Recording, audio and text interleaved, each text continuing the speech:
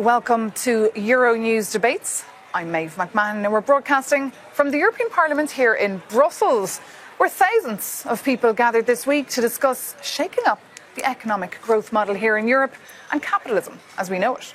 Among them was the EU Commission President Ursula von der Leyen, who had a lot to say on the topic that might have even shaken the financial markets. Is this just another conference, or could we start seeing a real change in policies that put people and the planet ahead of pure profit? Euronews' Christopher Pitchers has more. Day one of the Beyond Growth Conference in Brussels, and something is in the air. It's not every day that so many people from all walks of life and across the political spectrum gather to discuss such consequential economic change. Most people attending the conference believe that GDP growth is no longer the best indicator for determining economic policy. They want a more holistic approach that incorporates, among other things, sustainability, circularity, and general well-being. It's an idea that's far away from current mainstream thinking, but not as far as you might think. The growth model centered on fossil fuels is simply obsolete.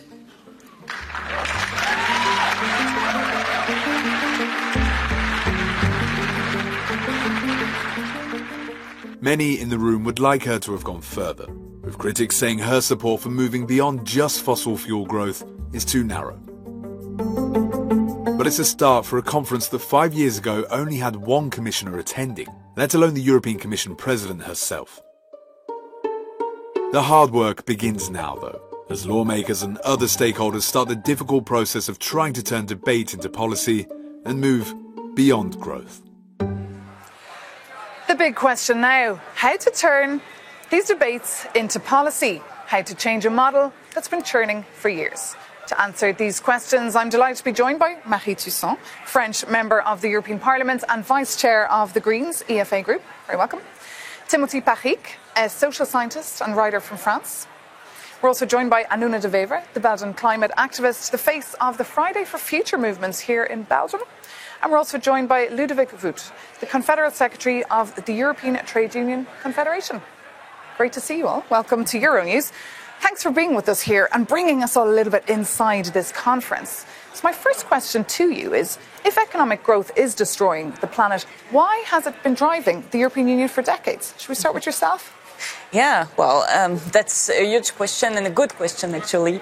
What we notice now is that we're overcrossing 6 out of 9 planetary boundaries. So we speak a lot about climate change, but also about biodiversity, about toxic substances, or about water. And we really need to act. And what did feed this overcrossing of the planetary boundaries? Well, it's the race for profits, as you underlined in the beginning. This dogma of growth that is supposed to bring all the happiness in the world. It's supposed, that's what we've been told for ages, it's supposed to bring us a redistribution of wealth, so social equality. It's also supposed to bring us technologies that would save the environment that we are destroying. And it's supposed to solve all our problems that we have. So everyone is just running after growth. Would it be private companies wanting to chase profits? They need this growth. And political leaders that also pretend that purchasing this growth is going to solve all the issues that we have. And we can definitely see that this is not working, that we are overcrossing these planetary boundaries, putting at life the survival of humanity and of many other species indeed, and not solving the social equality issue. From ETUC there, and how can you answer that question? And why has it been this business as usual for so long? Well, the role of trade union in history has always been to set the human boundaries and to say what are the rights of workers and to make sure, and it's still ongoing. I think that now we have also, since decades, the role to put the planet boundaries and not to oppose the planet and the human boundaries. That's what we name just transition in the trade union movement. We need to plan a transition that is possible for people so that they have quality jobs, that they have social protection, that this works. And of course, this goes against the logic of rapid profit. And that's what we have to change in society. Is it possible, Anuna de Wever, to change this? That is, of course, the big question that everyone's asking themselves. Yeah, it's actually interesting to listen to you because I think there's a big generational thing here in that a lot of the young people that I've met at this conference, and myself, I'm 21 years old, we're not actually obsessed with growth. Like, we're just looking at this concept now with scientists, hard science, with social sciences, and we're understanding that it's actually done much more harm than good. So for our generation, growth is something that we are actually actively fighting, and this whole paradigm of growth and this obsession with growth in the European Union is not something that we've been a part of yet. So what are you obsessed with?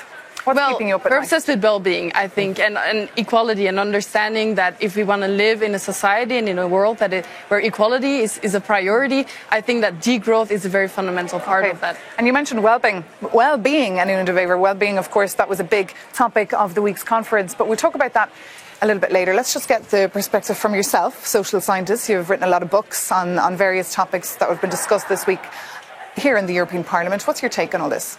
Well, for a few decades, we have believed that somehow we could keep growing and polluting less at the same time. We call it green growth. We talked of decoupling the two. But now, like, science has shown us with hundreds of studies that actually that decoupling is not happening.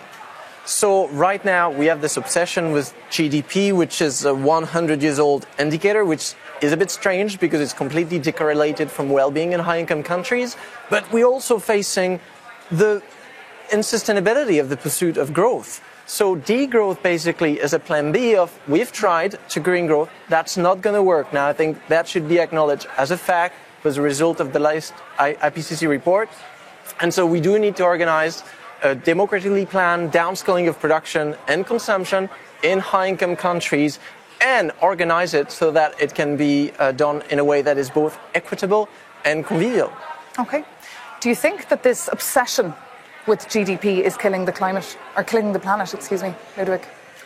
Yeah, for sure. I think that growth objectives, when we are discussing growth objectives now, it's quite clear that growth is linked to more productivity. So it has also impact on workers. It has also impact on when politicians speak about growth, it's also activation of the unemployed, of the long-term sick, those who are sick. So it's putting more pressure and not speaking about what we should really speak about. It's what do we produce? How many people we need to produce this, how many hours we need to work to do this. So the intent behind the discussion on post-growth, beyond growth or green growth, I think what we really have to focus on is what we want to produce as a society. Do we produce already enough? Do we share this? Is it equitable? And can we share this properly while giving people a hope that tomorrow we will still have quality jobs? So it should not be at the expense of quality jobs. Okay, it shouldn't be at the expense of quality jobs. Marie Toussaint, do you think you can really have growth for good? Or do you need to now start focusing on degrowth? Well, I think that focusing on growth is a mistake. Focusing on GDP is a mistake. And if we talk about degrowth, we absolutely need to have a material degrowth. We need to have a degrowth of emissions of greenhouse gases. We need to have a degrowth of consumption of a lot of materials, of production of toxic products such as PFAS or plastic that are polluting everything, destroying our health, polluting our soils, our water. So we need to go in that direction and really wonder, and that's what Ludovic Voet was saying. We need to wonder, what do we need? And how do we ensure that this is created? Mm-hmm. And the rest is okay, and we just managed to do something else with our lives, and this is working. But for this, we really need to change the focus, because the European Union now, with its policy on stability, budgetary stability, is pushing to destroy what is needed, like social infrastructures, like investments in green reorientation, green transition. And it's actually pushing also to liberalize and financialize everything so that we can ensure that still the level of the growth is growing. And this is really not the right direction. What would you say to that, Anuna? Well, I think that it is about a fundamental reprioritizing what we find important in society. And I think for a long time, especially when Fridays for Future globally came on the streets, a lot of people said we need to keep ideology away from hard science and politics. But the the reality is that there is a big ideology in the growth paradigm, which is neoliberalism, and that's what we need to rethink right now. And I think not only degrowth, but also decolonization is going to be fundamental to systemically and institutionally change that. Okay, well, you're all very much on the same side of the coin, so we wanted to also bring in a couple of other perspectives, as this was not just organised by one political group, this conference this week. In fact, there was 5 political groups on board, and one of those groups was the European People's Party. The Irish MEP Maria Walsh is part of that political party. Now, that political group would not be in agreement with a lot of the debates and ideas that were perhaps put on the table this week, but Maria Walsh, she slided off a little bit from her party line and spoke to our Christopher Pictures for Euronews. Take a listen to what she had to say. A sustainable economy is one that's fair and balanced. A certain cohort of people cannot continue to take, while other people, and a majority of people in our European Union and worldwide, are being left on the poverty lines. So we need to find balance. Maria Walsh there, the Irish MEP, speaking to Christopher Pictures a little bit earlier this week, stressing how you need to find a balance. Timothy, it's always about finding a balance, but how can you? It's about finding a balance. The problem here, if we compare ecological footprints, so all the natural resources we're using, and we compare this to biocapacity, which is the carrying capacity of your ecosystems, you see that high-income economies, all of them, are just out of proportion. And the only way of getting back in proportion is to reduce production and consumption. And when we talk about degrowth, that lays out radical implications, because the current system we have, neoliberal capitalism, cannot degrow. It's not in its DNA. It's not one of the functions. So that means going post-capitalism, rethinking the role of businesses, phasing out for-profit mentality, rethinking the role of consumerism and materialism at the individual and sociological level. This means scrapping national accounting, GDP and everything else to measure well-being. So we're talking about a real paradigm shift. Wow, that is a real paradigm shift that could take decades to be implemented. I don't think so. That's the thing. When we're talking about technological solutionism, like, how long will it take to invent hydrogen plane and replace every fossil plane by an hydrogen plane? Develop the patent, work on it, exnovate the real plane, market it, advertise it. If we decide right now to be like, well, let's fly 50% less plane, you can do it by tomorrow. But what about our viewers who are watching today saying, but that's not realistic? I mean, I have to pay my bills. I can't even afford to survive till the end of the month. There's a cost of living crisis in Europe. I'm struggling to survive. I've got lots of kids at home to feed. How do you translate that into their lives, so that this world can be a reality as well for them? Yeah, I think here we need also concrete policies. We need to discuss about concrete policies. And it's not only about scientific evidence and technological evidence. It's about convincing people. Society is about convincing people we can do this. And this, in the trade union movement, we ask them to do it through just transition. This means anticipation of change. Anticipation of change means that you can plan, that you can invest, that you can finance, that you can ensure to people that their voice are heard and that you invest in the future. But this cannot be done from one day to another. But for that, you need enabling environment to do that, not to put the climate against the people, not to put the people against the climate. Sure. And just on convincing people, I mean, people don't like to be told what to do. People hate being preached at. So how do you tell people in a way that they will understand what's at stake here, what's at stake for the planet, what's at stake for the future, what's at stake for the future of their grandkids? I think it's about involving people, honestly, and that's, I think, a big part of degrowth is that you have a democratically planned degrowth. So that means that you involve people through people's assemblies, citizens' assemblies, you open up these fora, and every time that they've done that in the past, you see that people are actually in favor of these very progressive policies. And I think that right now we're producing and consuming a lot of crap that people don't need. And as we've stated before, I think in this conference, is that the political landscape is somehow democratic, but the economic landscape is not. People cannot decide how things are produced and consumed and where we get those messages. What are the mainstream narratives on production and consumption? And so I think involving people in those narratives and rethinking with them is actually very valuable. And it is one of the key things that degrowth is proposing, which is not part of capitalism right now, where people don't have a say. Quick reaction to that? Yeah, no, what I believe is that focalization on growth is also leading to give more money to those who already have money, and that people are very tired of that. And in the last years, with the concern growing for the environment, neoliberalism has used the environment to ensure that the money would still and even more go to always the same people. So we can see that in all actually sectors that we have. If we look at the industry, well, now with the reform of the ETS, people will have to pay a carbon tax, whereas industry still has free permits to go along until 2034. If we look at the fisheries, the quotas that were set in place in order to protect the fish, well, now they are profiting to the biggest boats, the ones who are destroying the resources, but also destroying the jobs of the local fishermen. And you can see that in all directions. So also, because when we want to protect and to come back to planetary boundaries, it's because of a question of justice. We want to ensure justice and equality all over the globe. So to go there, we need to have just policies, or else it's the other way around. It's not working for the planet, it's not working for the people. And just on not working for the people, one major concern we've seen over the past couple of years as well is the amount of burnouts people are suffering from at work. You mentioned earlier, Anuna de Wever, well-being. That was a big topic this week here at this event, here in the European Parliament. What about a 4-day week? I would like to get your take on a 4-day week. Is that something that employers should take on? Is that something that should be mandatory? Get your take on that first, Timothy? Absolutely. So mechanically, if you want to contract production and consumption, that means, working hours will reduce.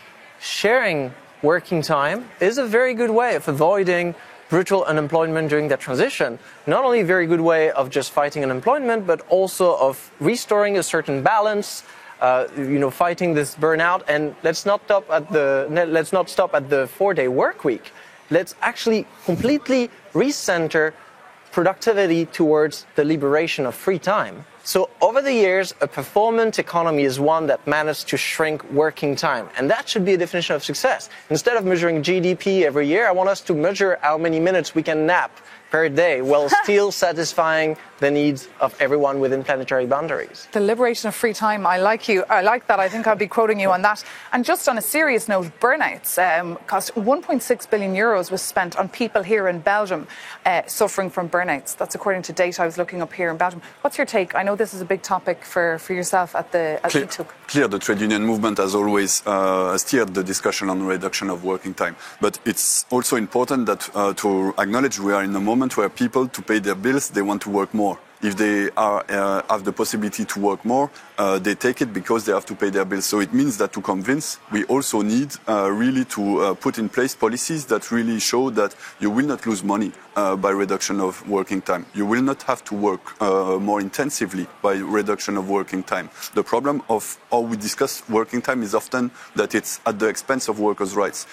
Even if you have less working hours, it would be more intense. It would be maybe with loss of wages. So it's something that we have to take into account, and maybe also in a context where we ask people to work more on a career, maybe we have also to not only discuss about the 4 days a week, but how many hours we work on a year, if it's possible to have additional holidays every 5 years, if you can work less years on the career. So working time as a whole has to be discussed not only through the 4 days a week, but which is an important entry point for people to see what it can mean.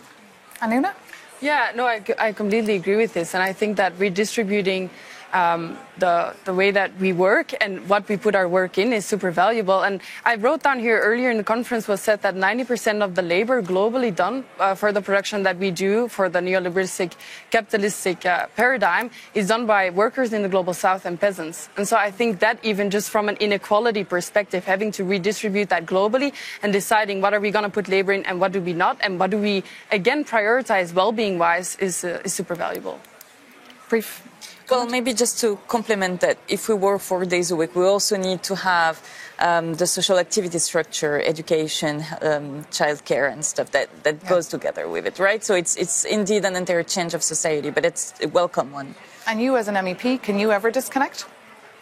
I'm trying to, but it's a bit different when when it's your passion and your job to save the planet, basically. It's like journalism, it's a passion. I think it's very tricky to ever disconnect if you are a journalist. But now, back to the conference. So as I said earlier, 2,000 people were physically here in the European Parliament this week. I think 2,000 also joined online. But what happens next? What will come out of this conference, do you think, Timothy? Will anything really change?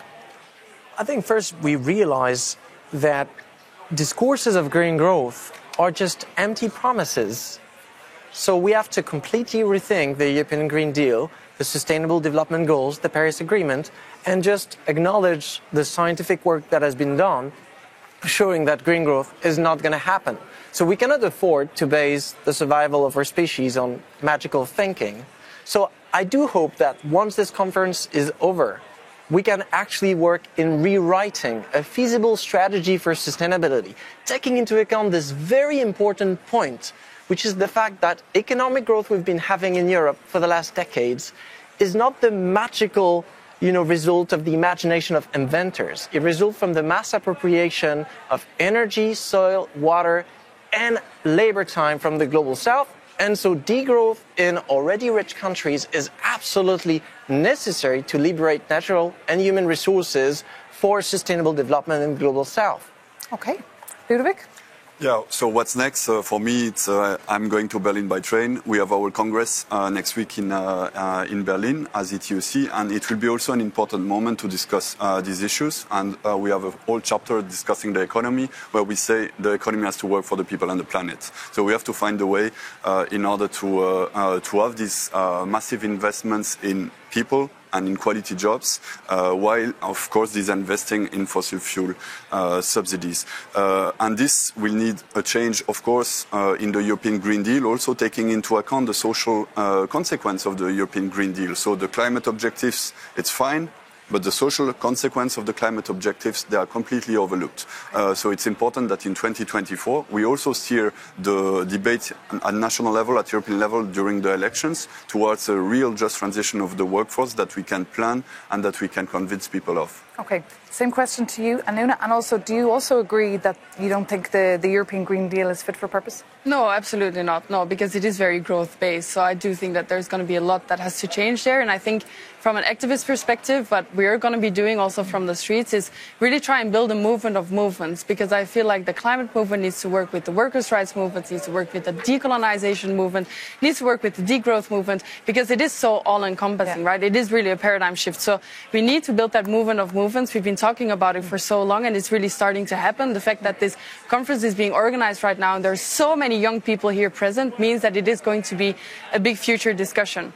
And I think in that there's one fundamental question that we need to ask ourselves is, who are we even growing this economy for? If it is a very elitist, a few amount of people that can accumulate all of the wealth right now, then that is not an economy worth growing for anyways. And perhaps maybe industry, the missing link as well here. They could perhaps come to the next Beyond Growth conference. Final word with yourself, our MEP around the table. Will you be bringing these ideas into your committee meetings? Will they be translated into policies? What will really come out of this meeting? Well, there will be an after, and as there was a before.